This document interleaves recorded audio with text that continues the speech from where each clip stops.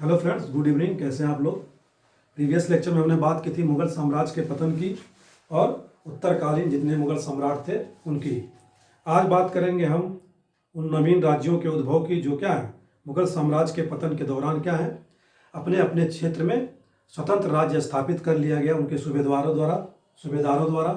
ठीक है, तो ऐसा ही कुछ राज्य हैं नवीन राज्य उद्भव, जैसे बंगाल, अवध, सिख, मैसूर, राजपूत, जाट, रुहेले, बंगस, पठान। ठीक है, ये सारे। तो इसी क्रम में हम जो पहला बात करेंगे नवीन राज्यों के उद्भव में, पहला राज्य है बंगाल, बड़ा स्टेट्स। ठीक है, चूंकि बंगाल मुगल साम्राज्य का क्या है एक बड़ा प्रांत था जिसमें उड़ीसा, बिहार, आज का बिहार, कुछ असम, बांग्लादेश का क्षेत्र, ढाका मिला के कुछ असम के क्षेत्र, उड़ीसा, ठीक है, आते थे उसमें बंगाल में। तो सबसे पहले बंगाल में जो स्वतंत्र राज्य की स्थापना की गई मुर्शीद कुली खां द्वारा की गई। मुर्शीद कुली खां कौन था? मुर्शीद कुली खां मूलतः देखा जाता है दक्षिण भारतीय क्या था, ब्राह्मण था। इसने इस्लाम धर्म अपनाया था। ठीक है, इसको 1717 में फर्रुख सिंह जब था तो बंगाल का सूबेदार बनाकर भेजा जाता है। ठीक है, वास्तविक शासक इस मुर्शीद कुली खां ही बंगाल का बनता है सूबेदार होने के बावजूद भी। ठीक है, हालांकि ये वास्तविक शासन शुरू इसका होता है तब से जब औरंगजेब द्वारा 1700 में से क्या है बंगाल का दीवान नियुक्त किया जाता है, तभी से ये बंगाल में क्या है शासन करता है। लेकिन मेनली 1717 से 1727 तक अपने आप को इस्टेब्लिश करता है बंगाल के नवाब के रूप में। ठीक है, तो बंगाल का नवाब, पहला नवाब मुर्शीद कुली खान ने सब क्या क्या प्रोविजंस किए, क्या सुधार किए बंगाल का नवाब बनने के बाद। सबसे पहले तो इसने इजारेदारी प्रथा जो थी वह प्रारंभ की। प्रीवियस लेक्चर में हमने देखा था जाहदार शाहदौरा इजारेदारी प्रथा। तो इजारेदारी प्रथा क्या थी? भू राजस्व की एक प्रणाली थी जिसको क्या ठेके पर दी जाती थी, जो उच्चतम बोली लगाता था व्यक्ति उसको। तो इस व्यवस्था के तहत या प्रथा के तहत क्या हुआ, बंगाल में बहुत सारे अभिजात वर्गों की क्या है उत्पत्ति हुई। ठीक है, उच्चतम बोली लगाने वाला व्यक्ति क्या है भूमि राजस्व का ठेका लेता था। इससे क्या हुआ, बहुत सारे अभिजात वर्ग उत्पन्न हुए बंगाल में। इसने क्या किया, बंगाल में नवाब का पद क्या किया, आनुवंशिक बना दिया। ठीक है, इसके बाद इसका पुत्र कौन बनता है, सुजाउद्दीन। इसने राजधानी परिवर्तन भी किया। पहले बंगाल की राजधानी कहाँ थी?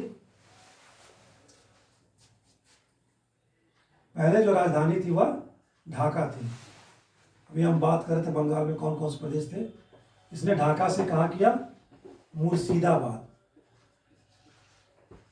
अपने ही नाम पे इसने नगर बसाया था मुर्शिदाबाद, या मकसूद नगर कह सकते हैं, मुर्शिदाबाद। ठीक है, इसमें राजधानी परिवर्तन भी किया। ढाका से जो बंगाल की राजधानी थी मुर्शिदाबाद परिवर्तित की। ठीक है, और इसने किसानों के लिए क्या किया, एक तकावी ऋण शुरू किया। तकावी ऋण क्या होता है? तकावी मतलब सिंचाई। किसानों को क्या है सिंचाई ऋण देना भी शुरू किसने किया था, मुर्शीद कुली खान ने। ओके, इसके समय कुछ विद्रोह भी हुए, जैसे सुजात खां के विद्रोह, नजात खां विद्रोह, याद रखेंगे विद्रोह के बारे में। तो ये प्रोविजंस जो हैं सारे मुर्शीद कुली खां द्वारा बंगाल में किए गए। इसी क्रम में जो बंगाल का अगला नवाब बनता है कौन है, उसका पुत्र सुजाउद्दीन। हालांकि कोई इससे रिलेटेड ज़्यादा फैक्ट्स नहीं है। 1727 से 39 इसके बारे में कहा जाता है कि ये बहुत ही क्या है न्यायप्रिय व्यक्ति था, न्यायप्रिय व्यक्ति था। ओके, नेक्स्ट जो हम बात करेंगे बंगाल के गवर्नर की, सरफराज खां। सुजाउद्दीन का पुत्र सरफराज खां बनता है कब, 1739 में। ठीक है, इसके समय एक फेमस युद्ध होता है गिरिया का युद्ध। कब? 1740 में, ठीक है। किसके किसके बीच? यहाँ जो अगला क्रम हमने लिखा अली वर्दी खां, ये बिहार का क्या था? नायब सूबेदार था उस वक्त। सरफराज खां से युद्ध होता है, बिहार में जगह है गिरिया, वहाँ पर युद्ध होता है 1740 में। और अली वर्दी खां क्या करता है? सरफराज खां को पराजित करता और स्वयं बंगाल का नवाब बन जाता है, ठीक है। तो अगला नवाब अली वर्दी खां 1740 से लेकर 56 तक, ओके। अली वर्दी खां की खास बात यह है कि इसने अपने पद को अस्थायी बनाने के लिए मुगल सम्राट को क्या किया? घूस दिया। कितना? 2 करोड़, ठीक है। 2 करोड़ घूस दिया। उसमें कौन था मुगल सम्राट? 1740 में मोहम्मद शाह। 2 करोड़ घूस देकर अपने पद को क्या किया? वैधता दी, ठीक है, अस्थायी बनाया। और अगले 16 वर्ष करीब 1740 से 56 तक कोई भी कर मुगल सम्राट को इसके द्वारा नहीं किया गया, नहीं दिया गया, ठीक है। लगभग यह स्वतंत्र ही रहा मुगल सम्राट से। इसने बंगाल में क्या किया? सभी प्रकार की जो चुंगी थी समाप्त कर दिया। कोई भी व्यापारी क्या है? व्यापार कर सकता था, ओके। इसने यूरोपियों की या अंग्रेजों की तुलना किससे की? मधुमक्खी से। मधुमक्खी क्या होती है? जब छत्ता बनाती है शहद देती है, ठीक है। इसका कहना था क्या कि अगर यूरोपियों को या अंग्रेजों को छेड़ा ना जाए तो क्या होगा? ये लाभ ही देंगे, मतलब शहद की भांति। और अगर छेड़ेंगे तो क्या? मधुमक्खियों की तरह क्या है? काट काट कर मार डालेंगे, ठीक है। तो अली वर्दी खां से रिलेटेड ये कुछ फैक्ट्स थे। यूरोपियों की तुलना मधुमक्खी से किसने की थी? अली वर्दी खान ने। शायद क्वेश्चन आ भी चुका है, ओके। नेक्स्ट बात करें हम किसकी? सिराजुद्दौला। सिराजुद्दौला अली वर्दी खां का क्या था? पुत्री का पुत्र था, मतलब बेटी का बेटा था, ठीक है। इसने सिराजुद्दौला को क्या है? अपना उत्तराधिकारी नियुक्त किया।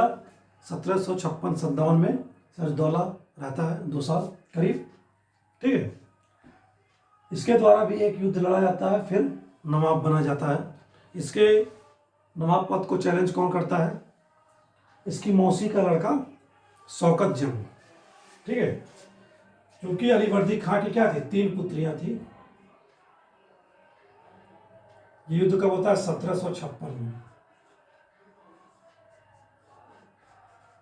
शौकत जंग, बीपीएससी के लिए ये सब इंपॉर्टेंट है। मनिहारी का युद्ध और गिरिया का युद्ध। तो मनिहारी का युद्ध 1756 में होता है और उसकी मौसी का लड़का शौकत जंग उसके नवाब को क्या है? पद को चुनौती देता है। वो भी तो भाई अली वर्दी खां का क्या था? नाती ही था, पुत्री का पुत्र। तो भी क्या है? चुनौती देता है। और इसमें क्या है? सिराजुद्दौला क्या है? जीतता है और बंगाल का नवाब बनता है। शौकत जंग पूर्णिया का नवाब था। कहाँ का? पूर्णिया जिला है ना, बिहार में, पश्चिम बंगाल से पहले ही। तो इस तरह क्या? सिराजुद्दौला शौकत जंग को पराजित करके बंगाल का अगला नवाब बनता है 1756 से 57।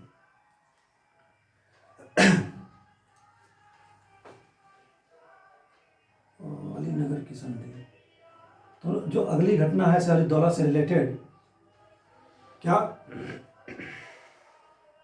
कि 15 जून 1756 को कलकत्ता पर इसके द्वारा क्या आक्रमण किया जाता है। क्यों आक्रमण किया जाता है? क्योंकि जो अंग्रेज थे और फ्रांसीसी थे कलकत्ता में बसे, कलकत्ता में अंग्रेज और चंद्रनगर में फ्रांसीसी, वो क्या कर रहे थे?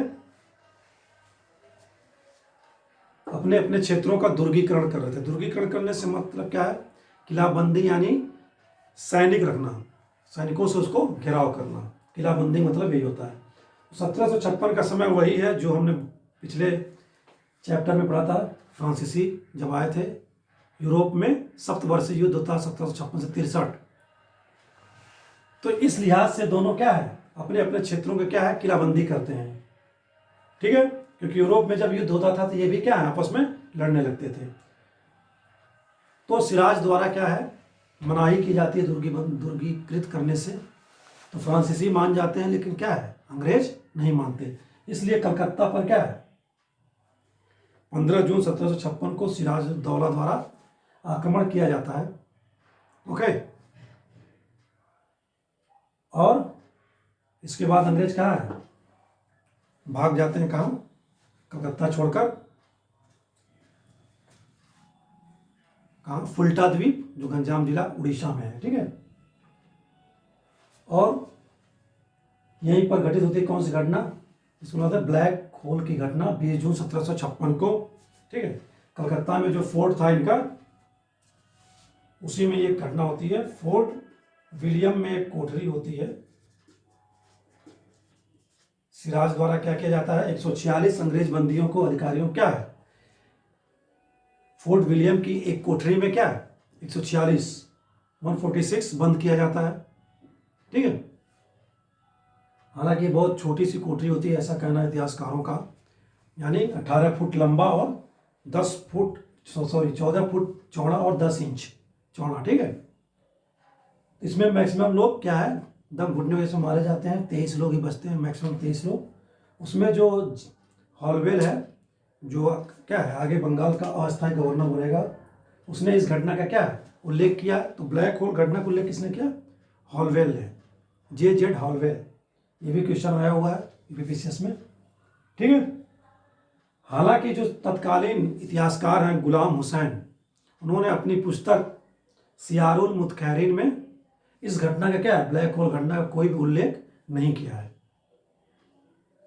ओके, तो इस लिहाज से ये घटना झूठी भी साबित हो सकती है, हो सकता है सही भी हो, क्योंकि ये मुस्लिम इतिहासकार है, इसलिए क्या किया हो, ना लिखा हो, कुछ भी हो सकता है। हालांकि इनकी किताब के अनुसार क्या, ये एक झूठी घटना है, ब्लैक होल की घटना। ठीक है, नेक्स्ट क्रम में जब ब्लैक होल की घटना के बाद पुनः कलकत्ता पर क्या है, क्लायू द्वारा अधिकार कर लिया जाता है। ठीक है, जनवरी 1957 में, करीब एक साल बाद, एक साल नहीं, 8-9 महीने बाद, तो कलकत्ता पर अधिकार करने के बाद दोबारा क्लायू का, फिर नवाब और क्या है, क्लायू के बीच एक संधि होती है, अलीनगर की संधि। अलीनगर एक्चुअली कलकत्ता का ही क्या है, नाम था जो सिराज ने दिया था, सिराजुद्दौला ने उसका नाम रखा था कलकत्ता का क्या, अलीनगर। तो फरवरी 1757 में, 19 लिखा है, 1757 में क्या है, अलीनगर की संधि होती है नवाब और क्लायू के बीच। तो क्या संधि रहती है इसमें, संधि में नवाब क्या है, मुआवजा देता है किसको, क्लायू को। ठीक है, नवाब द्वारा मुआवजा दिया जाता है क्लायू को या अंग्रेजों को, और जो दुर्गीकृत किए जा रहे थे, किलेबंदी की जा रही थी, वो किलेबंदी करने की छूट दी जाती है कलकत्ता में, और सिक्के ढालने की भी क्या अनुमति सिराज द्वारा दी जाती है अंग्रेजों को। ठीक है, तो ये 3 प्रोविजंस थे अलीनगर की संधि में, मुआवजा, किलों का दुर्गीकरण और सिक्का ढालने की अनुमति। ओके, फेमस युद्ध की बात करेंगे हम, प्लासी युद्ध की बात। प्लासी युद्ध 23 जून 1757 को हुआ। ओके, प्लासी युद्ध 1757 में संपन्न होता है। ठीक है, नदिया जिला है बिहार में, सॉरी पश्चिम बंगाल में, भागीरथी नदी के तट पर, गंगा की एक क्या है, ट्रिब्यूटरी है। ट्रिब्यूटरी नहीं कह सकते हैं, वितरणिका, जैसे कि नदी से अलग होकर एक पार्ट दूसरी तरफ बहने लगता है, क्या उसको वितरणिका कहते हैं। ट्रिब्यूटरी तो अलग चीज़ हो गई। तो इसको बंगाल में भागीरथी के नाम से जानते हैं। तो प्लासी भागीरथी नदी के तट पर स्थित है। ठीक है, तो युद्ध 23 जून 1757 को प्लासी का युद्ध होता है। हालांकि युद्ध क्या है, एक षड्यंत्र ही था नवाब के विरुद्ध, जो उसका प्रधान सेनापति था मीर जाफर, जो अगला सेनापति नवाब बनेगा, और अंग्रेजों के बीच समझौता होता है। ठीक है, तो मीर जाफर, यार लतीफ़ जो इसका सैन्य अधिकारी था, बिहार का नायब सूबेदार कौन, राय दुर्लभ, जगत सेठ जो बैंकर्स था, अमीर चंद जो व्यापारी था, ये सब षड्यंत्र मिलकर क्या है, अंग्रेज नवाब के विरुद्ध षड्यंत्र करते हैं और युद्ध होता है प्लासी के युद्ध में, प्लासी की जगह पर। ठीक है, तो इस युद्ध के बाद सिराज क्या है, मारा जाता है और अगला नवाब बनाया जाता है किसको, जिससे समझौता किया गया था मीर जाफर को 1757 से लेकर 1760 तक। ठीक है, इसने बहुत सारे प्रोविजंस किए अंग्रेजों के लिए। ठीक है, जो समझौता हुआ था क्या कि मीर जाफर नवाब बनने के बाद क्या करेगा, 24 परगने की जागीर देगा, वो भी दी जाती है अंग्रेजों को। ठीक है, जितनी फ्रांसीसी बस्तियां थी कलकत्ता के क्षेत्र में, बंगाल में पूरे बंगाल में सभी फ्रांसीसी बस्तियां अंग्रेजों को दे दी जाती हैं। पूरे बंगाल में अंग्रेजों से कोई भी चुंगी नहीं ली जाती है। ठीक है, ये सारे प्रोविजंस थे समझौते में और ये मीर जाफर द्वारा पूरा भी किया जाता है। और एक रेजिडेंट अंग्रेजों द्वारा क्या है, नवाब के दरबार में नियुक्त भी किया जाता है। तो इन सब चीज़ों की वजह से क्या है, मीर जाफर को क्लाइव का गधा भी कहते हैं। ठीक है, क्लाइव का गधा, गधे को जैसे हाँकी वैसे चलता है, तो जैसा अंग्रेजों द्वारा कहा था क्लाइव, वैसे ही क्या है मीर जाफर करता था। हालांकि 1760 तक आते आते क्या है, ये भी क्या है काफ़ी परेशान हो चुका था अंग्रेजों की डिमांड से।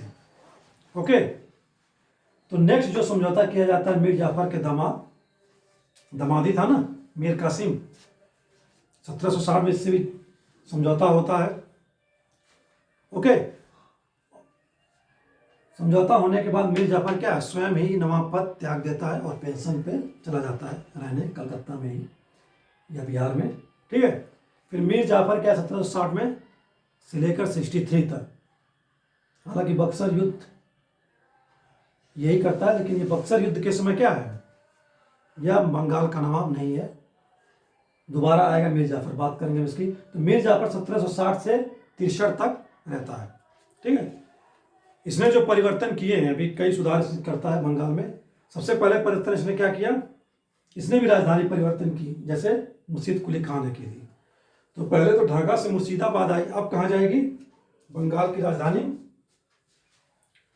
मुर्शिदाबाद से मुंगेर, बिहार में जो जिला है मुंगेर, तो मुर्शिदाबाद से क्या है राजधानी कहाँ ले आता है, मुंगेर। ठीक है, तो मीर कासिम के समय राजधानी क्या, मुंगेर क्यों लाता है, क्योंकि यहाँ पर क्या है, मुर्शिदाबाद कलकत्ता के बगल में ही था, तो अंग्रेजों की क्या है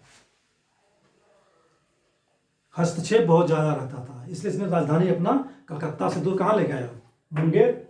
तो इस वजह से भी अंग्रेज क्या हुए, इससे असंतुष्ट हुए, खफा हुए। ठीक है, और आगे बात करेंगे हम, इसके पहले बात करेंगे कि अंग्रेजों और इसके बीच क्या समझौता हुआ था। चटगांव जो है बंगाल में, अभी तो क्या है चटगांव, बांग्लादेश में। चटगांव, मिदनापुर और वर्धमान जिला, इन तीनों की क्या है क्षेत्र अंग्रेजों को दे दिया जाता है मीर कासिम द्वारा। असम के सिलहट में जो चूने के व्यापार से आय प्राप्त होती थी, उसका क्या है 50% यानी कि आधा देने की बात अंग्रेजों को की जाती है मीर कासिम द्वारा। ये भी समझौता क्या है पूरा किया जाता है नवाब बनने के बाद।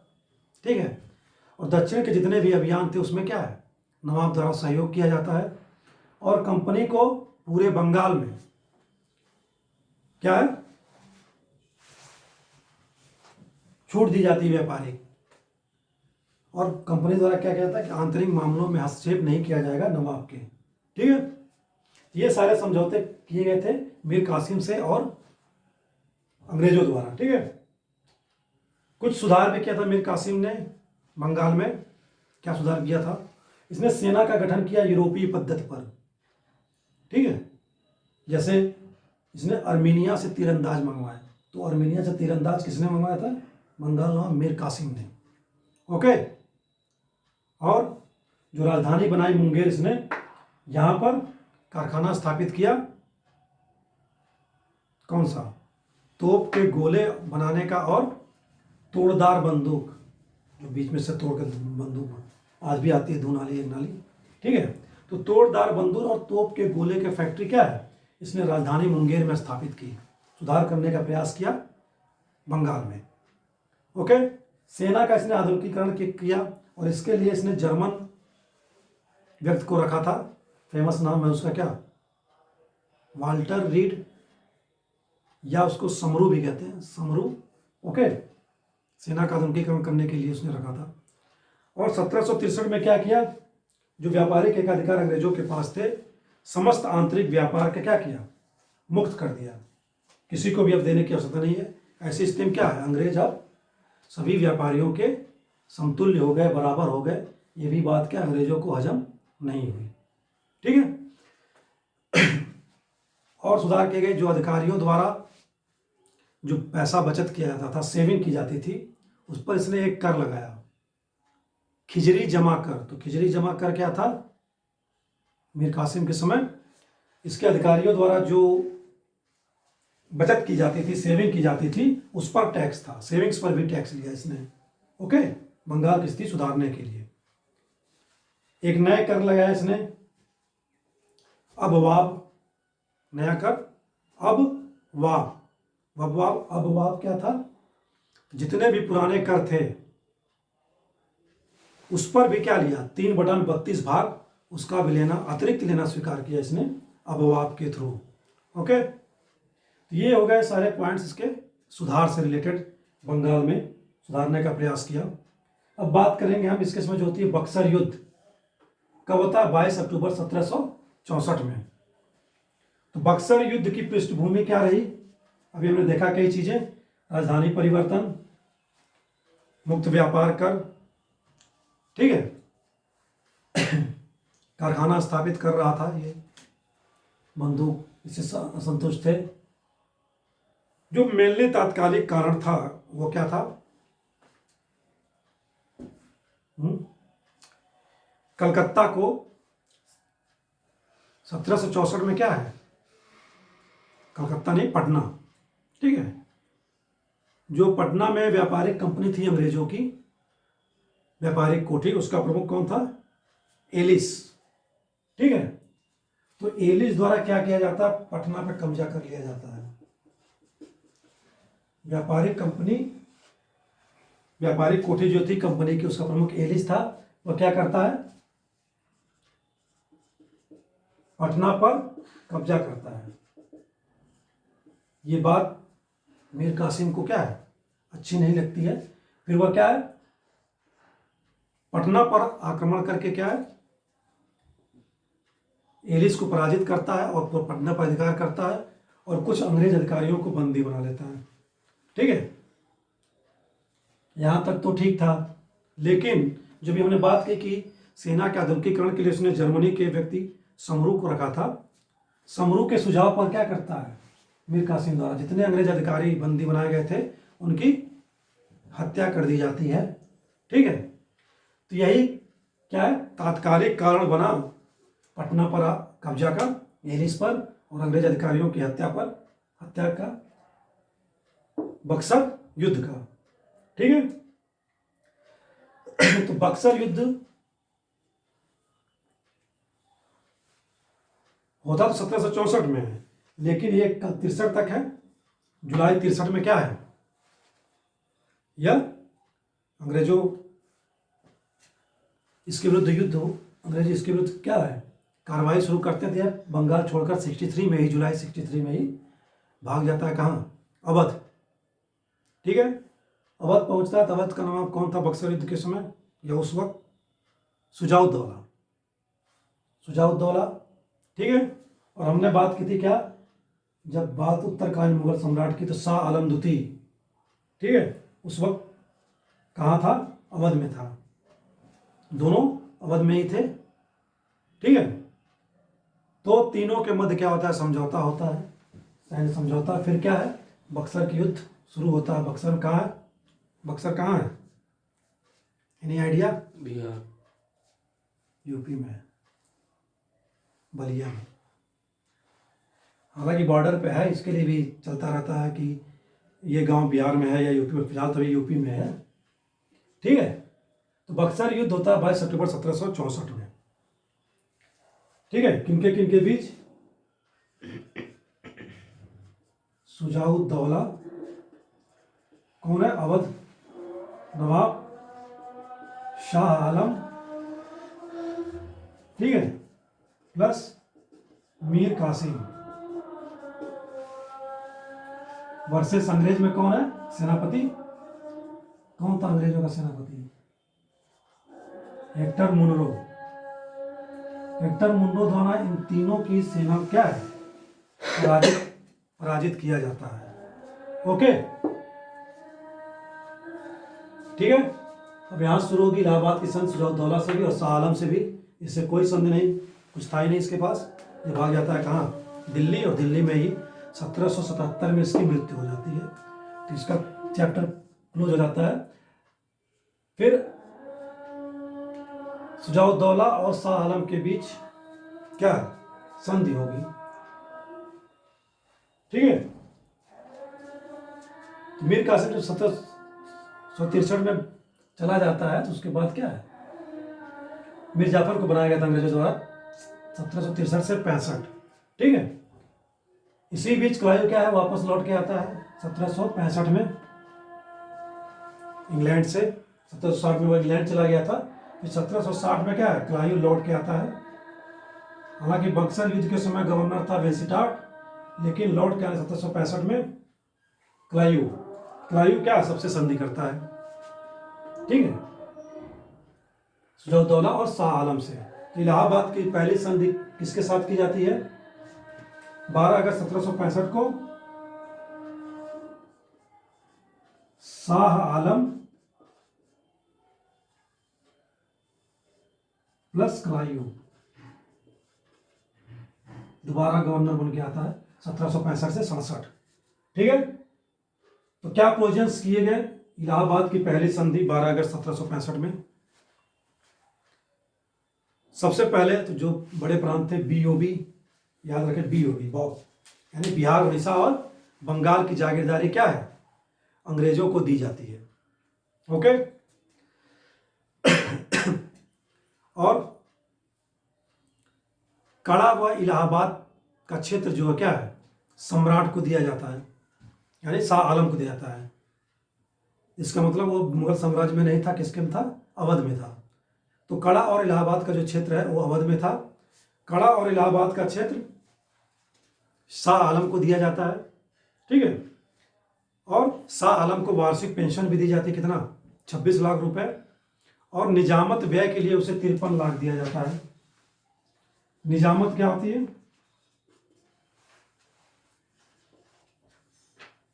निजामत होता है सैन्य खर्चा, सेना होगी ना उसकी, सैन्य खर्चा के लिए 53 लाख दिया गया। और वार्षिक पेंशन 26 लाख। उत्तरी सरकार की जागीर भी दी जाती है, ठीक है, अंग्रेजों को। ओके। ये सारे प्रोविजंस जो हैं शाह आलम के साथ क्लाइव द्वारा की जाती है। इसी संधि के बारे में तत्कालीन जो इतिहासकार थे, कहाँ गए? गुलाम हुसैन ने अपने सियारुल मुतकरीन किताब में क्या लिखा है? इस संधि के प्रावधानों को या इस संधि को करने में या लागू करने में उतना भी समय नहीं लिया जितना एक गधे की क्या है? खरीद फरोख्त में लिया जाता है समय। मतलब बहुत जल्दी काम किया गया इसमें, ठीक है। इसी क्रम में जो क्या है, दूसरी संधि जो होगी इलाहाबाद की, इसके साथ 16 अगस्त 1765 को अवध नवाब शुजाउद्दौला के साथ क्या होगी? वही सबसे पहले तो वो बात करेंगे हम, जो बात की कड़ा और इलाहाबाद का क्षेत्र सम्राट को दिया जाता है। और नवाब से कहा जाता है क्या? ये दोनों क्षेत्र किसे दिया जाएगा? शाह आलम को, ठीक है। और चुनार का दुर्ग भी क्या है? चुनार कहाँ है इसमें? आई थिंक मिर्जापुर में है। तो जो चुनार का दुर्ग होता है वो अंग्रेजों को प्राप्त होता है। नवाब क्षतिपूर्ति भी देता है अवध नवाब। और जो बनारस प्लस गाजीपुर, इन दोनों की जगह जागीर किसे दी जाती है? जो अंग्रेजों का खास आदमी होगा, यानी बलवंत सिंह, जो अभी उन्हीं का राजघराना इस समय बनारस में, बलवंत सिंह को। ठीक है, तो बनारस और गाजीपुर की जो जागीर वो किसे जाती है? बलवंत सिंह को। ओके, हालांकि ये अवध नवाब के अधीन ही था, लेकिन जागीर क्या है? बलवंत सिंह को दे दी जाती है। और एक सैन्य टुकड़ी रखी जाती है कहाँ? अवध में।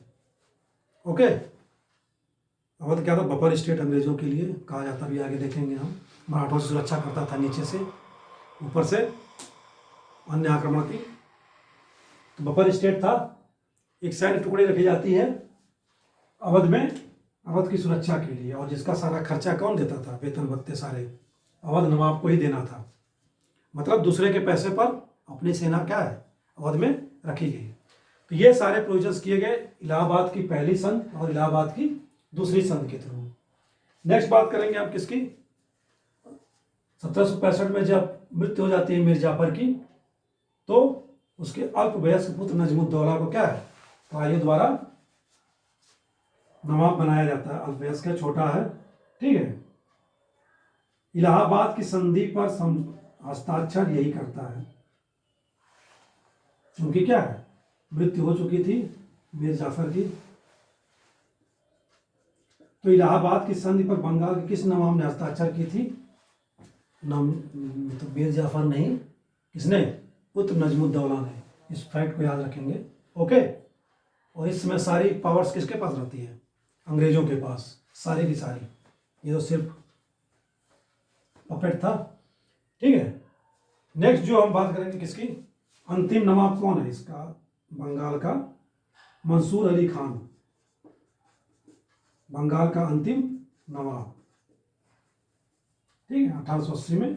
बीच में और भी नवाब बने होंगे, लेकिन हम अंतिम बात करें किसकी? मंसूर अली खान। द्वैध शासन की बात कर लेते हैं हम लोग बंगाल में। बंगाल में जो द्वैध शासन लगाया गया क्लाइव द्वारा, कब? 1765 से 72 तक, 72 तक।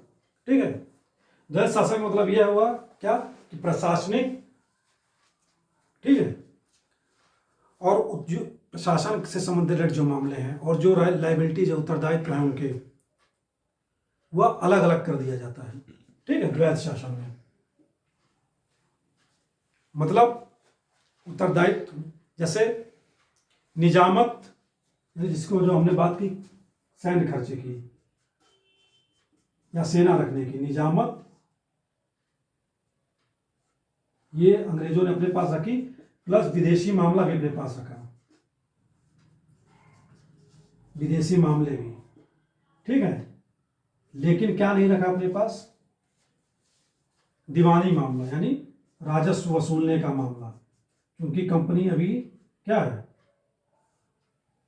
इतने अधिकारी नियुक्ति नहीं कर पाई, वो बाद में होगा। ठीक है, तो दीवानी जो मामला, राजस्व मामला अभी भारतीयों के हाथ में सौंपा जाता है। ये क्या देख रहे हैं? यहाँ द्वैध शासन है। ठीक है, सैन्य मामला और विदेशी मामले कंपनी अपने पास रखती है, बाकी दीवानी मामला किसके पास रखती है? भारतीयों के पास। तो इसके लिए 3 डिप्टी गवर्नर नियुक्त किए जाते हैं 3 प्रदेशों में। अभी कब्जे में कौन आया इनके? बंगाल, बिहार और उड़ीसा। तो बंगाल में कौन बनता है डिप्टी गवर्नर या नायब सूबेदार? मोहम्मद रजा खां। बिहार में राजा सिताब राय, और उड़ीसा में राय दुर्लभ। ठीक है, तो बंगाल में मोहम्मद रजा खां, बिहार में राजा सिताब राय, और उड़ीसा में राय दुर्लभ क्या है? नायब सूबेदार बनाए जाते हैं ब्रिटिशर्स द्वारा राजस्व वसूलने के लिए, दीवानी मामलों के लिए। ओके, इसी द्वैध शासन को क्या है, कुछ इतिहासकार मेंशन करते हैं डाकुओं के राज्य के रूप में। किसने कहा था? मतलब लूट हुई काफी द्वैध शासन के दौरान, 1765 से 72 के दौरान। के.एम. पनिक्कर ने क्या कहा कि जो द्वैध शासन रहा 1765 से 72 तक, क्या था? डाकुओं का राज था। मतलब इतनी ज्यादा पैसों की, संसाधनों की क्या है? लूट की गई अंग्रेजों द्वारा। और पर्सिवल स्पीयर ने भी क्या कहा था? बेशर्मी और लूट का काल। तो स्टेटमेंट याद रखेंगे, स्टेटमेंट भी पूछ लिया जाता है। ठीक है, तो पर्सिवल स्पीयर, बेशर्मी और लूट का काल। ओके, ठीक है। तो ये तो हो गया बंगाल में द्वैत शासन। क्लाइव द्वारा कुछ सुधार भी किए गए बंगाल में, जैसे कंपनी के जो अधिकारी थे उसमें उपहार लेना बंद किया उसने उनका, ठीक है। निजी व्यापार पर रोक लगाई, निजी व्यापार पर रोक रेगुलेटिंग एक्ट 1773 के थ्रू भी लगा था। लेकिन क्या है, उसके पहले क्लाइव ने भी क्या है, बंगाल में जो अधिकारी थे उस पर निजी व्यापार पर रोक लगा दी थी। द्वारा भत्ता बंद किया गया 1766 में, ठीक है। जो कंपनी के सैनिक थे उनको डबल अलाउंसेस दिए जाते थे, तो ये बंद किया गया। इसी वजह से क्या हुआ, श्वेत विद्रोह हुआ। नाम सुने होंगे, ठीक है, श्वेत विद्रोह। लेकिन ये श्वेत विद्रोह कहाँ कहाँ हुआ, मुंगेर और इलाहाबाद, दो जगह। श्वेत विद्रोह से मतलब क्या है, अरे ब्रिटिशर्स जो थे, गोरे थे ना, सफेद श्वेत, तो उन्होंने विद्रोह कर दिया इस भत्ते के बंद होने पर। कहाँ के, दो जगह के श्वेत अधिकारियों ने, मुंगेर और इलाहाबाद। हालांकि दोहरा भत्ता जो बंद किया गया, बिहार उड़ीसा बंगाल के अलावा बंद किया गया था। बिहार बंगाल उड़ीसा में ये लागू था। ओके, तो क्लाइव सोसाइटी फॉर ट्रेड की स्थापना की गई कम अधिकारियों से रिलेटेड 1765 में। जैसे नमक का एकाधिकार व्यापार करने का अधिकार दिया गया, तंबाकू का व्यापार, ठीक है, इसका अधिकार सोसाइटी फॉर ट्रेड के पास रखा गया 1765 में, ठीक है। तो ये क्लाइव के सुधार कुछ थे। अन्य महत्वपूर्ण तथ्य की बात करें हम, जैसे तो बंगाल का प्रथम गवर्नर कौन बना, फैक्ट याद कर लेते हैं हम। क्लाइव कौन बना, क्लाइव। अंतिम गवर्नर कौन था बंगाल का, वारेन हेस्टिंग्स। Warren Hastings. और बंगाल का प्रथम गवर्नर जनरल जो 1773 के रेगुलेटिंग एक्ट के थ्रू आया, कौन था, वारेन हेस्टिंग्स ही था, ठीक है। ओके, और इस द्वैत शासन को भी क्या है, वारेन हेस्टिंग्स द्वारा ही 1772 में जब बनकर आया गवर्नर, तो वारेन हेस्टिंग्स द्वारा इस द्वैत शासन की क्या है, समाप्ति की गई थी। ओके, तो ये हो गया हमारा नवीन राज्यों के उद्भव में बंगाल से रिलेटेड जितने फैक्ट्स थे, नवाब थे, बात की, बक्सर युद्ध की बात की। बक्सर युद्ध के बाद यानी क्या क्या है, बंगाल में वास्तविक स्थापना होती है किसकी, ब्रिटिश शासन की, ठीक है। वास्तविक जो स्थापना होती है अंग्रेजों ब्रिटिश शासन की, कब होती है, बंगाल युद्ध के बाद ही, ठीक है। लेकिन नींव जो पड़ती है भारत में अंग्रेजी साम्राज्य की, यानी कि बंगाल में, वो कब पड़ती है, कहाँ गया, प्लासी का युद्ध के बाद ही। क्योंकि वो क्या है, पहली बार अंग्रेजों द्वारा अपना नवाब किसी क्षेत्र में बनाया जा रहा है, मीर जाफर को, ठीक है। तो अंग्रेजी साम्राज्य की जो पहली नींव पड़ती है वो कहाँ पड़ती है, बंगाल में। ये बात कही किसने, मेल्सन ने, इतिहासकार। ओके, और जदुनाथ सरकार ने क्या कहा प्लासी युद्ध के बारे में, कि मध्ययुगीन युग का यही अंत हो गया और आधुनिक युग का क्या है, प्लासी युद्ध के बाद शुभारंभ हुआ। जदुनाथ सरकार का स्टेटमेंट है।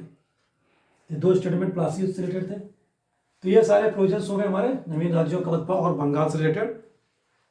आज हम इतना ही बात करेंगे। नेक्स्ट जो बात करेंगे किसकी, अवध की, नवीन राज्यों के उद्गम में। आज के लिए बस इतना ही। नमस्कार, शुभ रात्रि।